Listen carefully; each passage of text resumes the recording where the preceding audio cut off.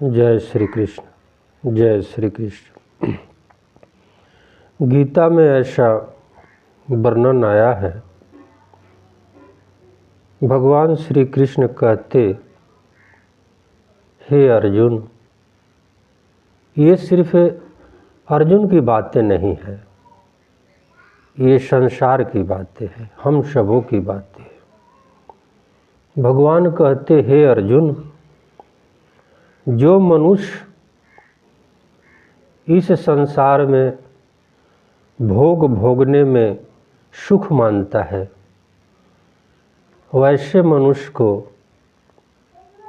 परमात्मा की बुद्धि नहीं होती है, अर्थात परमात्मा को ठीक से नहीं जान सकते। श्री भगवान कहते, जो इस संसार में मान बड़ाई चाहते, लोग हमको पूजे, लोग हमको प्रणाम करें, ऐसे ऐसे इस संसार की मान बड़ाई होती है ना। तो भगवान कहते कि भोग को भोगते हुए, भोग का अर्थ समझ लीजिए पहले। बहुत सारे धन हो जाए, मैं सबसे बड़ा आदमी बनूं, मुझे सब कोई प्रणाम करे, मैं जहाँ भी जाऊं मुझे उच्च आसन मिले, ऐसे ऐसे मुझे बहुत रुपए पैसे हों, घर मकान, ये सब भोग और ऐश की विधान बताई गई है। भगवान कहते, हे अर्जुन, ऐसे मनुष्य की परमात्मा की बुद्धि नहीं होती। जैसे आज भी इस समाज में देखा जाता है कि बहुत से दुष्ट मनुष्य के पास बहुत धन है, भोग में मस्त हैं, लेकिन उन्हें परमात्मा की ज्ञान नहीं है, अर्थात वो परमात्मा को ठीक से नहीं जानते, परमात्मा को नहीं मानते। तो इसलिए भगवान कहते हैं कि ऐसे मनुष्य ईश्वर को प्राप्त नहीं कर सकते। जैसे मैंने एक महात्मा को अभी एक किसी योग के आए थे, उन्होंने कुछ कथा कही। उस कथा में उन्होंने ये कह दिए कि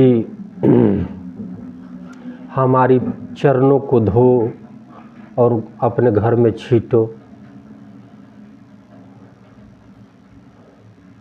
और हमारे तस्वीर को, हमारे फोटो को घर में लगाओ, और हमारे तस्वीर के सामने, हमारे फोटो के सामने सुबह शाम दीपक जलाओ, भोग लगाओ। ऐसे ऐसे इस पृथ्वी पर महात्मा के नाम धारण करके विचरते हैं। अब आप ही बताइए, उस महात्मा क्या ईश्वर के जानकारक हैं? नहीं, वे सिर्फ अपनी मान बड़ाई चाहते हैं। ऐसे महात्मा सिर्फ अपने मान बड़ाई चाहते हैं और अपने चरणों को पुजवाकर भगवान को वो पूजन नहीं करवाते, ईश्वर को पूजन नहीं करवाते, स्वयं अपने आप को भगवान समझते हैं, इसे मान बड़ाई कहते हैं। तो श्री भगवान कहते कि ऐसे व्यक्ति को ईश्वरीय ज्ञान नहीं होती। उस महात्मा को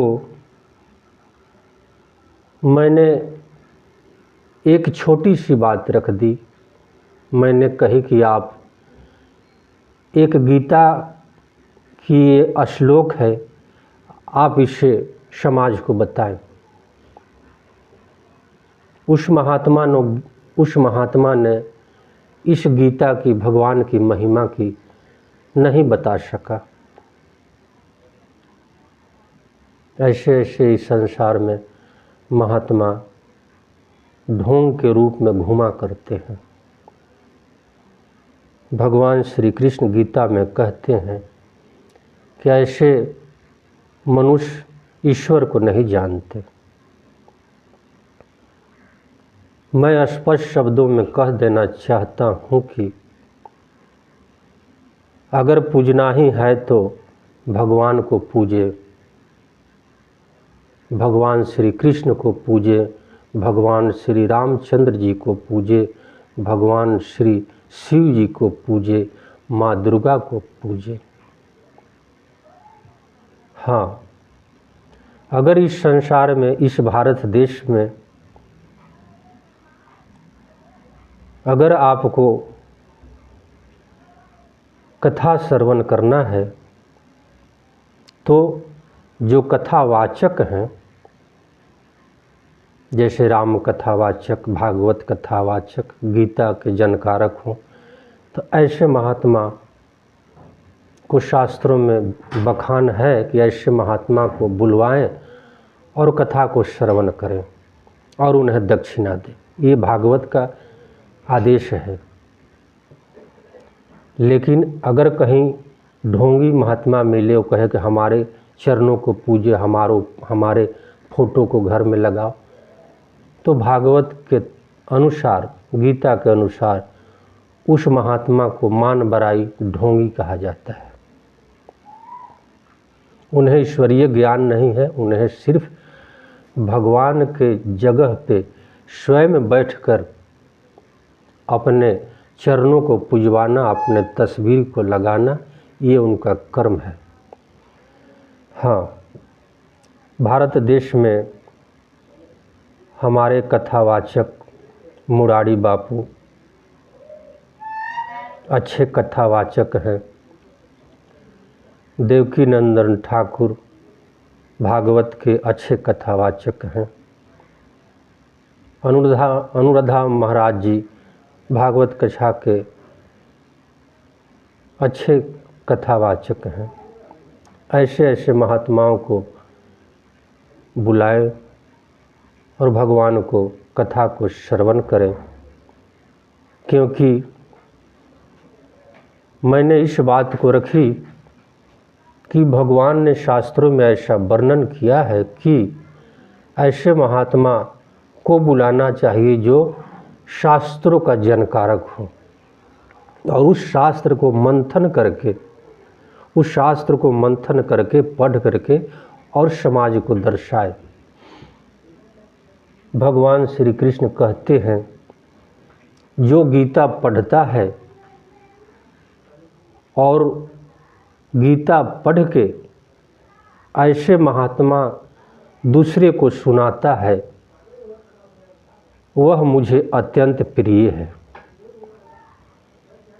भगवान श्री कृष्ण गीता में यही बात कही कि जो गीता पढ़ता है और जो गीता श्रवण करता है, कथा सुनता है, ऐसे व्यक्ति मुझे अत्यंत प्रिय हैं।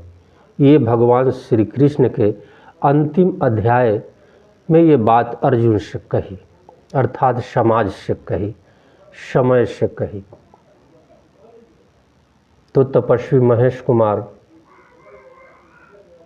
भागवत गीता का मूल रतन बातें आपसे बताई कि जो इस संसार में मान बड़ाई ऐश आराम चाहते हैं और भोग को भोगने में मस्त हैं, भोग ही उनका स्वर्ग है, भोग ही उनका सुख है, ऐसे व्यक्ति को परमात्मा की बुद्धि नहीं होती।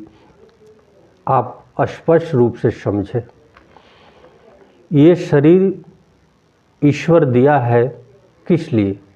भोग भोगने के लिए नहीं। ये शरीर मिला है, मनुष्य योनि मिला है, इस संसार में सत्कर्म करके, भगवान को सेवा करके, भगवान की कथा श्रवण करके और मोक्ष को प्राप्त करना।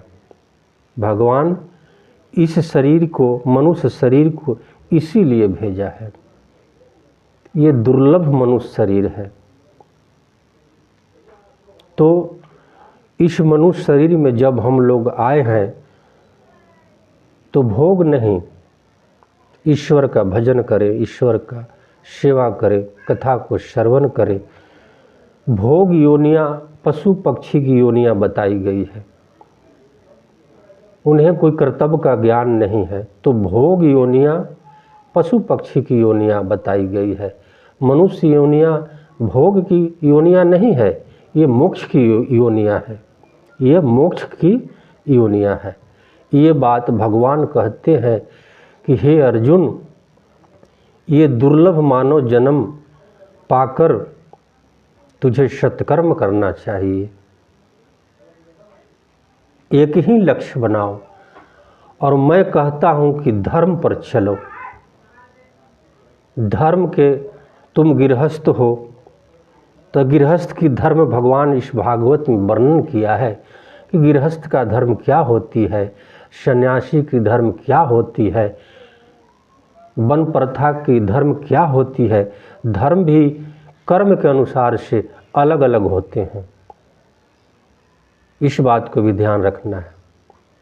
गृहस्थ का अलग धर्म है, सन्यासी का अलग धर्म है, साधु का अलग धर्म है, तपस्वी का अलग धर्म है, ब्राह्मण का अलग धर्म है, क्षत्रिय का अलग धर्म है, वैश्य का अलग धर्म है, शूद्र का अलग धर्म है।